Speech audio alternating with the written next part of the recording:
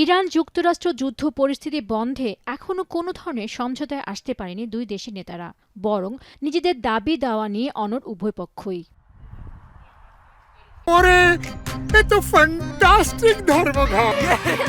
Best ingredient ও ইউরোপীয় মেশিনে তৈরি মজাদার কেক ফ্যান্টাস্টিক, যে ফানে সবাইকে টানে। এরই ধারাবাহিকতায় মার্কিন প্রেসিডেন্ট ডোনাল্ড ট্রাম্প বলছেন, যুদ্ধ অবস্থা নিরসনে যুক্তরাষ্ট্রের সঙ্গে চুক্তির জন্য মরিয়া হয়ে উঠেছে ইরান। তেহরানের সঙ্গে যুদ্ধ খুব শিগগির শেষ হবে বলে পুনর্ব্যক্ত করেন তিনি। তবে 2 থেকে 3 দিনের মধ্যে ইরান চুক্তিতে না পৌঁছালে দেশটিতে পুনরায় হামলার হুমকিও দেন মার্কিন president. We're going to end that war very quickly. They want to make a deal so badly. They're tired of this.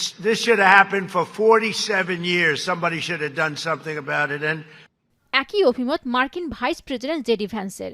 বলেন, ইরান ইস্যুতে চলমান আলোচনার অগ্রগতি হয়েছে, তবে ইরান পারমাণবিক চুক্তিতে রাজি না হলে সামরিক ব্যবস্থা নিতে প্রস্তুত Pentagon.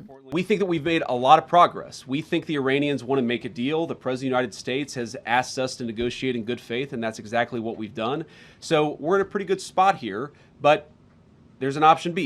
And the option B is that we could restart the military campaign to continue to prosecute the case.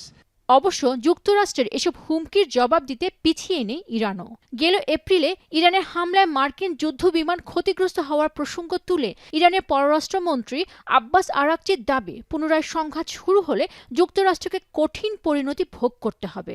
পাশাপাশি দেশটির আরও যুদ্ধবিমান ধ্বংসের আগাম হুমকি দেন তিনি। তবে যুক্তরাষ্ট্র ইরান শান্তি আলোচনা নিয়ে স্থবিরতার মধ্যে স্বস্তির বার্তা দিল মস্কো। দ্বন্দ্ব নিরসনে যুক্তরাষ্ট্র ইরানের মধ্যে আলোচনার ক্ষেত্র সহজ করতে রাশিয়া প্রস্তুত বলে নিশ্চিত করেছেন দেশটির উপপররাষ্ট্রমন্ত্রী। এরই মধ্যে গেল ফেব্রুয়ারিতে ইরানের যুক্তরাষ্ট্র ইসরায়েলের যৌথ হামলার মোটিভ নিয়ে চাঞ্চল্যকর তথ্য দিয়েছে নিউ ইয়র্ক টাইমস। গণমাধ্যমটি বলছে, ইসলামিক প্রজাতন্ত্রকে হটিয়ে ইরানের সাবেক প্রেসিডেন্ট মাহমুদ আহমাদি নেজাদকে ক্ষমতায় বসাতে চেয়েছিল ওয়াশিংটন, তেল আবিব। এদিকে ইরানের বিরুদ্ধে সামরিক অভিযান চালাতে প্রেসিডেন্টের ক্ষমতা সীমিত করতে একটি প্রস্তাব অনুমোদন দিয়েছে মার্কিন সিনেট।